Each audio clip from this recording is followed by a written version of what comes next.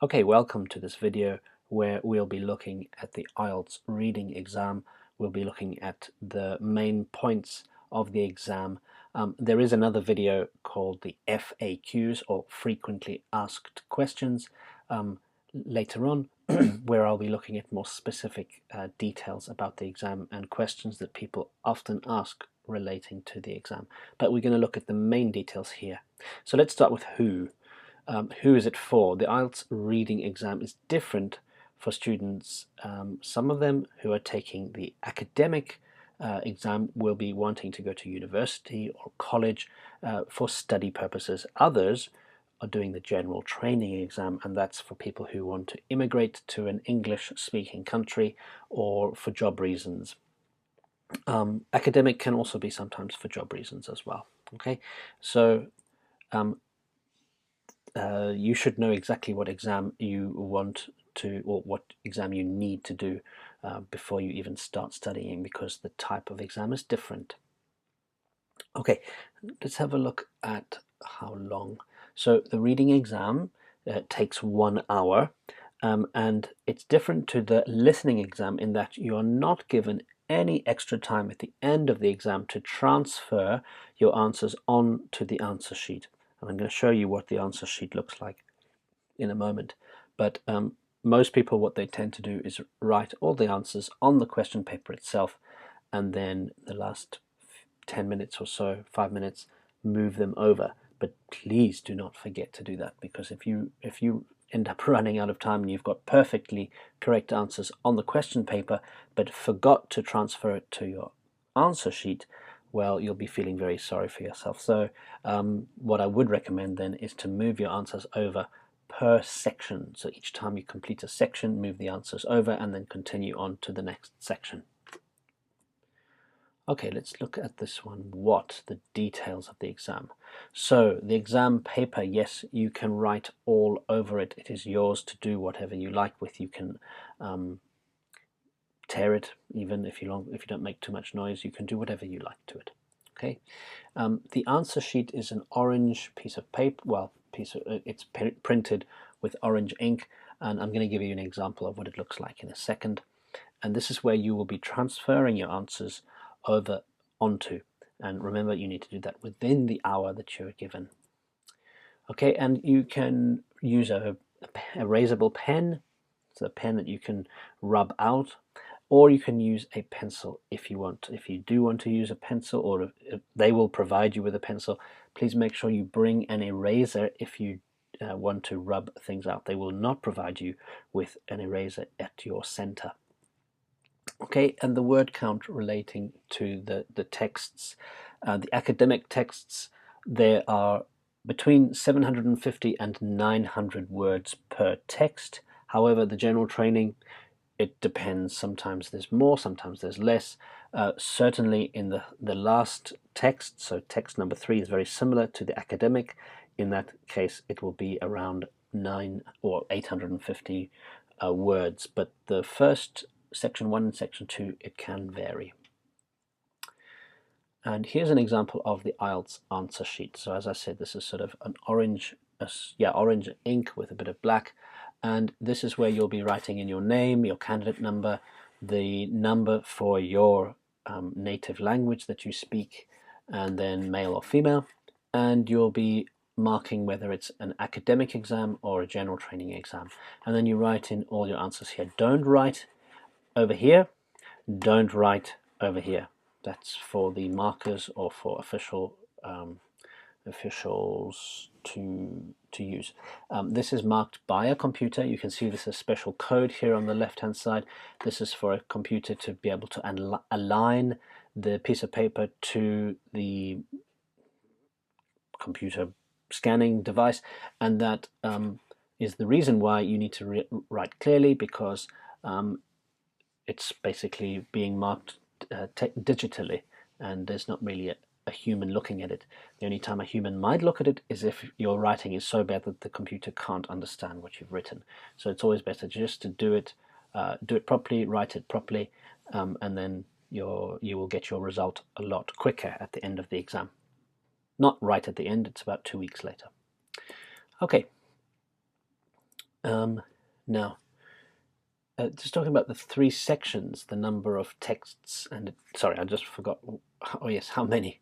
How many sections are there? So there are 3 sections, and it it depends on the number of.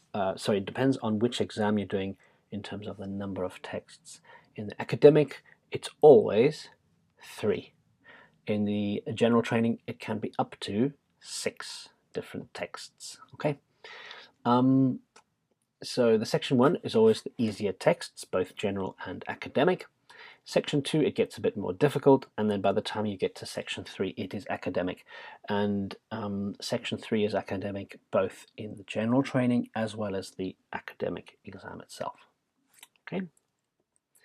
So the first one, the text is usually of general interest at undergraduate level. Okay, so that means you've just got the first year of university, for example, and it'll be about sociology, for example, biology, history, academic journals, textbooks, and relevant magazines. And my video about further practice will give you a lot of examples of where you can find these type of texts, not necessarily in the IELTS exam, but where you can find online texts that are very similar in style to the IELTS readings. Okay, one of them off the top of my head is newscientist.com. Okay, and then in general training, you have in part number 1, 2 or 3 texts. They're relatively short and easy. They're about everyday life. Here you can see how very simple that is. These are different job adverts. You might have travel information notices like this, young person's rail card, or safety information as well. Okay, and this part number 1, if you are a strong student, you may want to go a bit quicker through this, but as I will say again in another video, please double check your answers. Even though it's the easy stuff, I've made mistakes myself. You'll see in the video where I've rushed through this a bit too quickly, part 1, because it's so easy for me, and yet made mistakes because I forgot to check or double check, or I missed an answer. Okay. All right, number 2 is, the section 2 is for the academic, a single academic or general interest text, also at undergraduate level, so maybe first year university, or early postgraduate, so it could be up to first year of master's level, so quite high level. Okay, and here's some examples. So young children's sense of identity, tidal power, and these are, as you can see, similar subjects to section 1 in the academic. In the general training exam, there's always, well, almost always 2 texts that are related, and they're related to work, job application, or company handbook, for example, so company policies, and those can be, again, job adverts, travel information, and safety information. Okay, so here you've got the company policy about how to dress, what clothing you can wear, advice for immigrants, from a lawyer, or staff benefits for whatever this supposed company offers. Okay, so it's always 2 texts, or almost always 2 texts in section 2 of the general training. Then you get on to section 3, which is always a single text. As I said, both of them are quite long, up to 900 words per text. Okay, and this will be at late undergraduate or postgraduate level, so third year of degree at university or master's level. Okay, and here you've got examples of museums, development of museums, or information theory, what it is. And as I said, the general training part, section number 3, has equally difficult texts as the academic. So by the time you get to section 3, you'll notice a massive difference between section 1 and section 3. Okay, and this one again talks about academic or abstract concepts, and these could be magazines or newspaper articles as well. I noticed this. Yeah, this could be expanded to textbooks from university.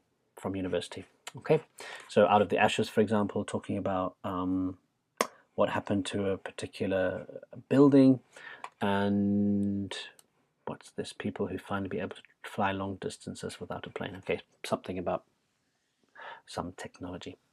Okay, so that is the different sections and the texts within that you can find in the IELTS exam. Okay, so let's go on to how you actually fill it in. So filling in the answers, do you capitalize or not? Well, it's up to you. You can write both. It doesn't matter if you capitalize everything. It doesn't matter if you even forget to capitalize the S of Mr. Stevens. Remember, this is a name.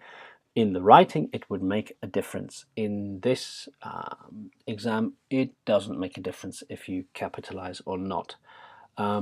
Although I would recommend keeping everything in caps because, as I said, it's marked by a computer, and a computer will find it much easier to understand your handwriting if you write in caps or in capital letters. The next one is, sorry, let me just go back to, let's just go through these first. So capitalize, up to you. How many words? What do the instructions actually mean? We'll look at that one over here. Let's do it like this. Let's go manually. Okay, so this is what we call a rubric or instructions for a task. Rubric is always, in the IELTS exam, is always in italics. So you notice it's slightly angled to the right, and that is what you need to pay attention to, because if you don't read the rubric, you can end up making mistakes, like I've done myself. Okay, so here it clearly states that no more than 2 words or a number are allowed. Sorry, and or, that's very important, and or a number for each answer. So 12 fresh crabs is fine because you've got 2 words here, fresh and crabs, and there's the word and, a number 12. That's acceptable. Fresh crabs would be acceptable. Just crabs by itself would be acceptable, and then just the number 12 would be acceptable. But fresh Atlantic crabs, you can see straight away that's 3 words. There's no number here, therefore that is not the correct answer. More than 12, obviously we've got 3 words here plus the word the number 12 makes it wrong. 12, like this, fresh crabs, I'm not sure, even though it's pointless converting the number that you've got written up there to the letter written out form of the number if you're going to make a mistake in spelling. So always stick to the digits if they are provided as digits in the text itself. Okay, so because you've got a chance of not being correct, as well as making a mistake with the spelling. Okay, and then this would be incorrect as well because there are 2 numbers here, and it says a number. A means 1. Okay, and remember, a is a word, so a signature means 2 words. Okay, so everything is counted as a word.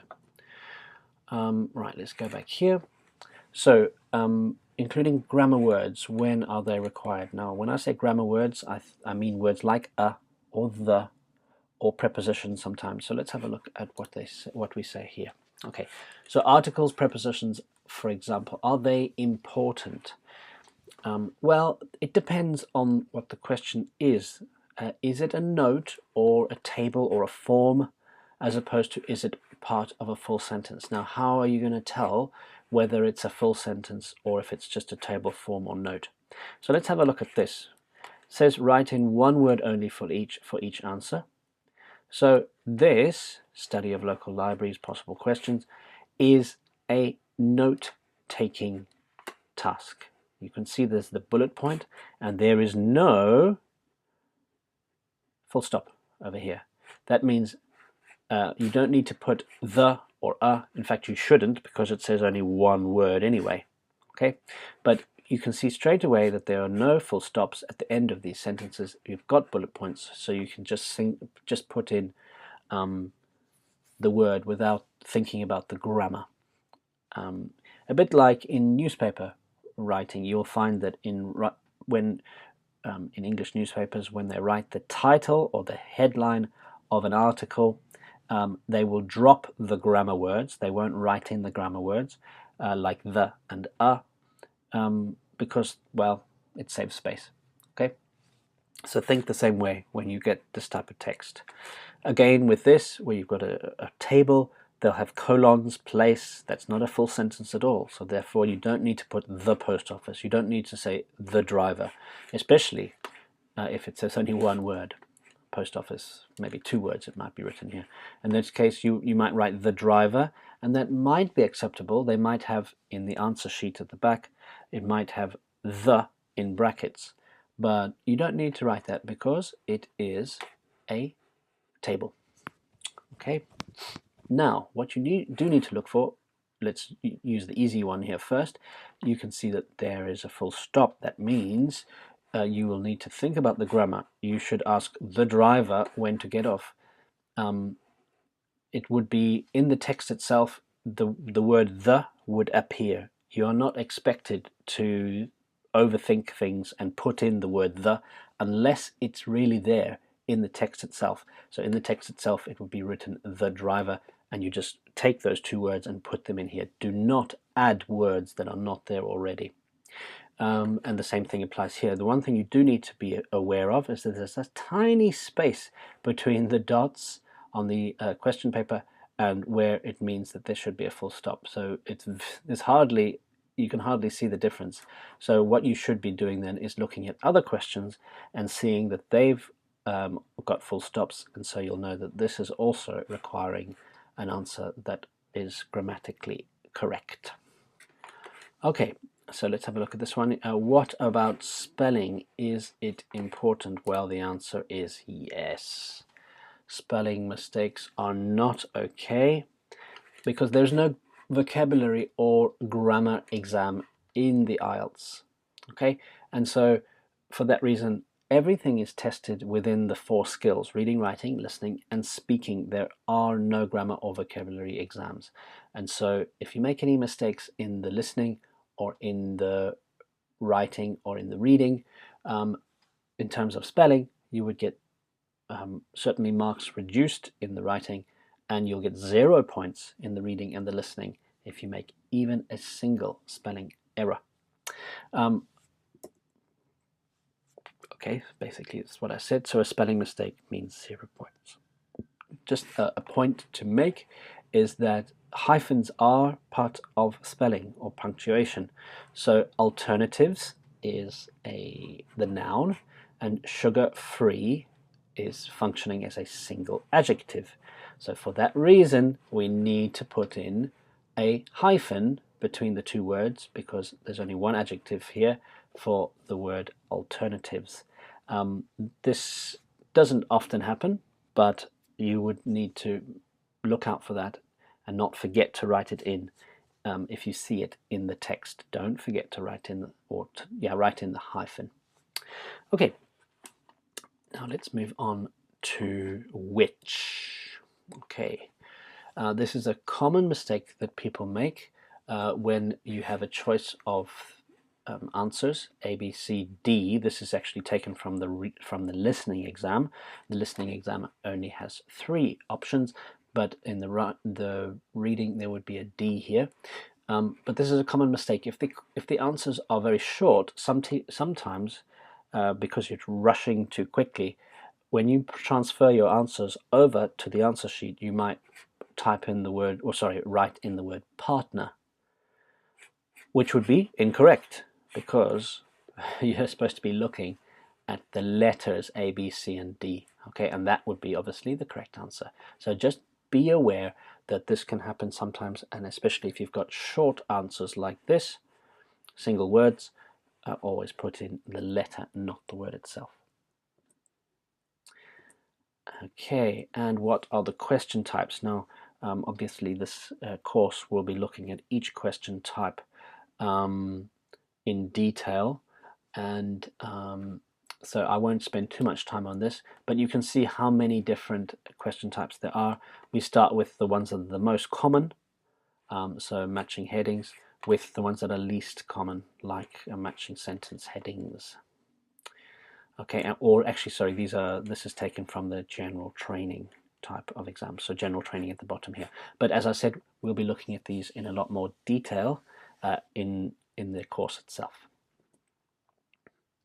And that's it. So the reading exam is more complicated than you might imagine if you don't give yourself a lot of practice. And that practice does not necessarily have to be in the form of IELTS exams themselves, but you can just start reading more academic style texts if you're doing the academic exam, or taking into account advertising in English, company policy if you can see it in English, and safety notices, things that you would usually find very boring. But if you have access to that, especially if you work in a company that has some English language in the company, then do that if you're doing the general training, because as dry as it is, it's the type of texts you need to get used to. Okay, so if you have any questions about this, the first video, video relating to the details of the exam, please let me know. But before you have questions, have a look at the FAQ video, which deals with, for example, how the exam is marked, how many points you get, because that will give you some more answers. And then if both of those videos, this one and the FAQ video, does not answer your question, then please leave a question down below and I will do my best to answer it. Okay, thank you very much, and I'll see you in the next video.